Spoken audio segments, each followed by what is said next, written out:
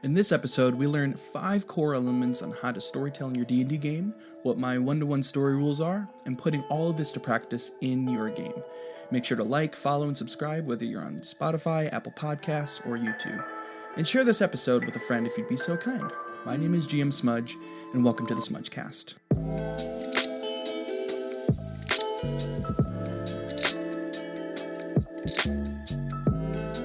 Hello friends, and again, welcome to the Smudgecast. My name is GM Smudge, and I'm your D&D and storytelling mentor helping you put to practice good storytelling for your D&D games. I've been playing D&D for a hot minute here. I started back in high school with a friend where we were just being silly in his kitchen, just him and I. He was sort of this GM and I was this sort of player, and we just made up funny, silly stories. And then through the time, stopped for many years, then picked it back up back in 2018 with family and friends, and I asked, you know what, I'd love to GM, and the rest is history, as they say. It's become more than just a hobby, right? And I think we all know that. It becomes like the livelihood of who we are as we get together and storytell with our friends and our families, both online or together, and all the different forms of storytelling within the game that we can actually tap into. It's so remarkable to me. And I think about that. I think about the time and the history of D&D in my life, and the thread that connects all of it together and why it matters to me has everything to do with the level of storytelling that you can experience that's unlike any other form of expression. Obviously you can collaborate with other people in a screenplay, or you can collaborate with a song, improv, theater, but there's something interesting about D&D and storytelling with people around you in this improvised collaborative context, and it feels so fun. But the problem that I see and I've experienced probably more so than anything I've ever experienced when it comes to D&D, is not necessarily learning and knowing how to actually story tell. I think we get all the rules and all of the different guides and all the different things on how to role play and different aspects there, but what are the actual beats and tempo and texture of storytelling? Literally, how do I storytell? What actually is a story, and defining what that really means? Because I think we play every week, and I'm not saying we're incapable. I'm actually saying the complete opposite. I think whether you're a new GM and you're a new player, or you're someone that's been rooted in this for decades, I think that there is a level of growth and understanding and enjoyment of the game that we can add more value to the game and make more memories if we just tapped into understanding how to story tell just a little bit. Because I, again, know from experience, my games have fallen flat both as a GM and also in forms of playing as a player in those ideas that I bring to the table. But I think what's really hopeful for us is that it's not hard, truly. And so even kind of answering that main question of like, what is a story? I think about it this way too, is it's basically a character or a group of characters trying to accomplish something and having an obstacle in front of them, and seeing what they do with those actions that they take in the face of that obstacle. That's a story. And I think that there's so much room for us to add to our story, add to our games, add and grow from, so that we can just sit back and take a sip of our drinks and laugh and enjoy the thousands of stories and memories that we've created that aren't our real memory, but are the memories that we are remembering through our characters and through our story. I just think we just need a little bit of some practical help. And so I'm always researching. I'm watching videos, I'm reading articles, movies, books, screenplays, all so that you don't have to. Again, I will also say that you'll hear this from me. I'm not a literature-based storytelling guru, and I even don't necessarily like reading books. Like, I have so many friends and family that love reading, even Harry Potter, and I'm like, ugh, I wish I had that. Where I love and where my passion lies is more of the performance-based storytelling, like I alluded to earlier. but I'm also digging into different lessons from anything and breaking it down to make sense for us in our games for both the GM and the player. So players out there, don't think that this is just for GMs. This is absolutely for you, because guess what? You have a huge hand in navigating your story. Now, I do think that sometimes things are black and white, but I think that there are so many different elements in storytelling that are a little bit gray and are really difficult for us to kind of catch on to. And like I said before, we can't always depend on our campaign guides.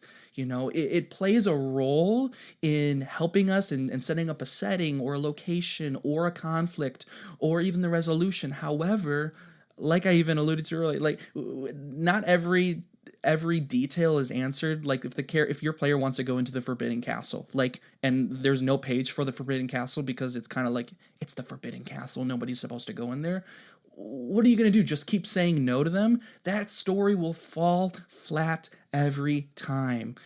But here are a few ways for you to get started even this week, and it's going to be breaking it down through how do we storytell, and that's answered through what I call my one-to-one story rules, where you have one path, one conflict, one scope, one audience, one resolution. So we are going to break these down, and you'll even hear me say this as podcasts keep going. I hate, and I will use that word, hate random tables, random decisions, random storytelling. I think you can use an encounter table and pick and choose what makes sense for the story. And again, I'm not hating on if you want to use this, go ahead. That's part of your story. That's part of who you are and what you love. And that's maybe some nuances to your childhood and etc. But I'm just saying I can't stand them because I think it feels like I'll just pick something and see what happens. No, let's make really good decisions for our game, for our people, for one another, because time is of the essence. We are here to play not just a random game. We're here to cry and sweat blood. I don't know why you should be sweating blood. That's maybe that's too far. But we're here to create memories with the people we love, aren't we? So let's unpack these one-to-one story rules that are going to help us to learn how to actually story tell and kick off our new skill that we're learning as we play and enjoy D&D. So number one is one path or one goal. And breaking that down a little bit, it's not just like one path, literally like take them on just like one little journey. It's more than that. It's about one, even boiling it down to one setting, one location even. Maybe think about it as one genre, because I think that what happens is we try to hit a huge path of story elements and different kinds and different ways. One session we're playing in a horror movie, and then the next session leaving off from that one point, we're then into this weird rom-com, and it just feels disconnected. Maybe you're in outer space and then you're then in a underground Underdark, which again, I'm not saying you can't do that, and it actually may make more sense to do that in certain moments. However, it is way harder to juggle that when it comes to your story. I remember my first campaign that I did, and man, I tried everything under the sun every session. One session, it was this Infinity War based, we have to find these Asmonite crystal things, and the next session they are in a sort of seance moment with like dreams and stuff. And yes, like I said, you could make that work, but for me in that time, that created so much more work. Then down the road, it ended up being this weird juggle of like, okay, now they're fighting this main boss, and it's like we didn't even know that boss the entire 20 other sessions and never even heard their name. It just felt so hard to juggle because I was creating multiple paths and trying to then juggle to get him back onto this quote-unquote main path. It didn't work. And even thinking about this, players, don't try to change this too much. Listen to the story you're in well enough to not try to railroad the rest of the group. Oh, but my player, blah, blah, blah. No, not but your player, because which we'll talk about this in the future. You and your player, the player and the character, both of us, we are our goals are way too different, right? Which we'll get down in another another podcast down the road. But we got to set one path. And so that one path for GMs is thinking about what's the one setting, what's the one location, what's the one genre I want to get us to live inside of. And for players, it's what's the one goal that my character is revolved around, not trying to juggle I'm on revenge for my parents' death, plus then I'm also single, mingle, ready to find true love, but then also I've got my deity is telling me to go down this path. It's just too much to juggle. So again, help yourselves in your story. One path, simplify it, one goal. Thinking about this a little bit further too is number 2 is one conflict, okay? One conflict, one BBEG, whatever you want to call it. Embrace and apply one conflict, one main conflict, please. Sub-conflicts that we can add to our games can be so confusing, especially for players. I don't know if you've ever experienced this where you get all of a sudden these different conflicts that then ask more questions, and you're like, what even are we doing right now? The sub-conflicts, GMs should actually support the main conflict that's happening. So you really need to do, what you need to do is to get it figured out ahead of time. Don't improvise this. Don't improvise your conflict. Don't improvise the goal. Don't improvise the main objective, and don't wait to figure this out later. Get it done early, because then you'll know exactly how to then live inside that one path that you created. This is honestly my favorite part about writing stories for D&D is creating the major singular conflict and the bad person and their motives. I love writing that because that is then clear as day for my story. Everything is so simple. I'm like, oh yeah, duh, because I've written out the one main conflict and the one main motive for the BBEG. And like I said, sub-conflicts are only fun. And I'll say this.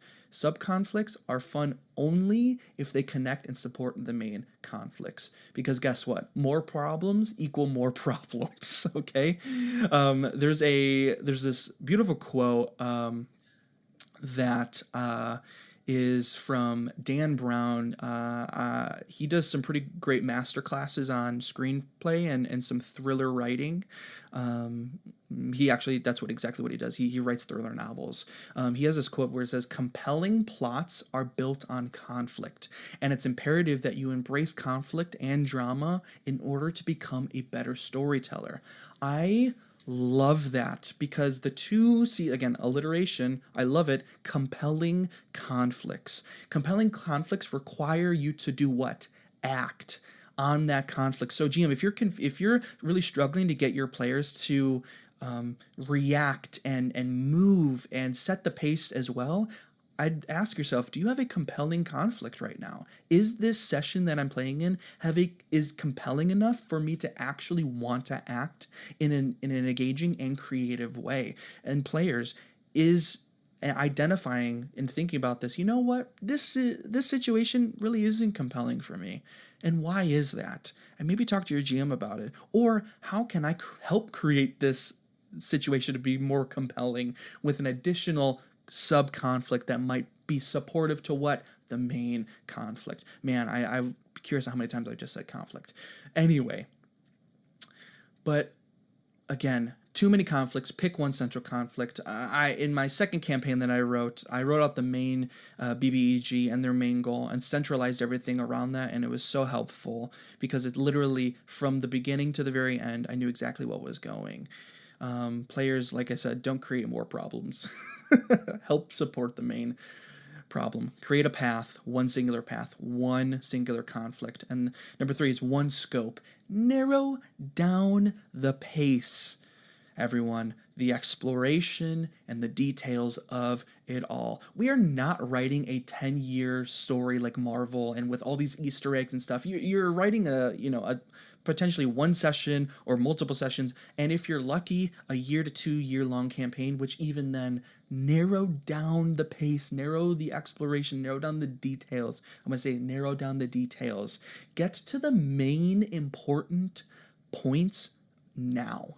Like, don't do it later. Get to it now, because we get to the fluffy stuff. GMs, we love our fluff. We love the fluffiness and the improvised fluff moments where we get to just, it does happen. We don't necessarily enjoy the improvised fluff. We love giving out the details that we spent hours on, but that improvised fluff does happen. And what do? I remember in my second campaign, I wrote this whole narrative experience for my players where they were interacting with the spirits of the wood. It had so much additional fluffy info, all to get the players to understand that there's something called manifestation zones, which they can use as teleportation spots. That's really it. And I remember even writing this with my mom, writing down this like paragraph of the spirit of the wood to articulate what is happening and the manifestation zones and blah blah blah blah. So it's narrow down the details, get to the fun stuff, get to the important stuff sooner than later. And players, if you think that there needs like more information, if you need more, then just ask more questions about what's around or where you're at. I find that even as a GM, sometimes like I can't remember all the details, so sometimes having players even ask me, hey, is this in the room?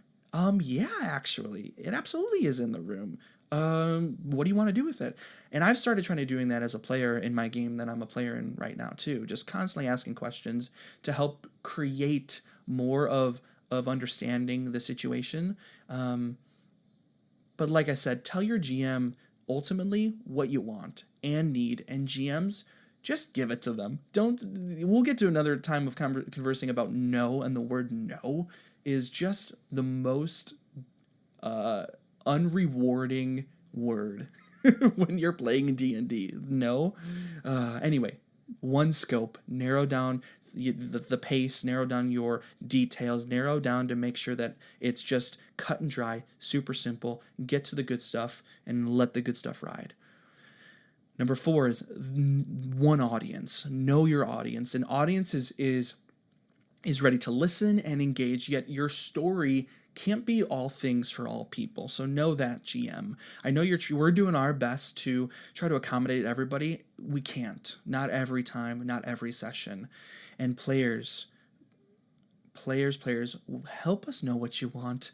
I kind of wanted the cutscene to The Notebook where they're like, tell me what you want. It's not that simple. Tell me what you want. Players, what do you want? Let us know, because GMs, we want to just give you what you want. And we want to be able to enjoy what we want as well. So it's this like give and take of an understanding one another, us as audiences. But we need to engage your audience, engage each other. The goal is to know how to follow the desires of the players and what they're looking for within their characters, and how to follow the characters in the story. What do they want? And players, ask ahead of time for where things are heading, so that you can potentially provide your GM a little bit of like what you might be looking for, and also be specific. We're not losing the surprise, GMs, if the players know kind of what we want to do. We're not losing that surprise factor of a story. We're just trying to help ourselves to understand what kind of story do we want to tell. What are what's relevant for the player and relevant for the character and players. We want to kind of understand, how do we base our character off of the story. I'm doing this one-off one shot for a group, and one of them texted us saying kind of like, hey, I'm probably going to do this and this and this. And I was like, do whatever you want. That sounds great. I'm going to balance it around what you want, because now I know exactly what you want. And it felt so actually rewarding for me.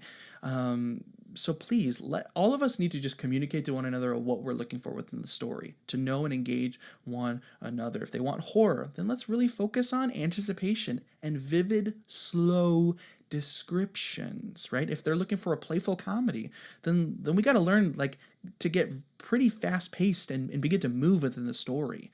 So please know your audience, GMs, players, know what you want and know what the GM is looking for as well. And the last point here, the last one in my 1-to-1 story rules, is one resolution. Now, this is somewhat harder because I would actually recommend not creating any resolution, though. but I would say I would have a simple guide to getting your players to a resolution. So hear me, not just the resolution, a resolution, and that a resolution will become the resolution. So again, ironically, the players and the GM work together on this one and need to listen to the story carefully. But however, that one resolution, though, it needs to be simple or at least set up simply.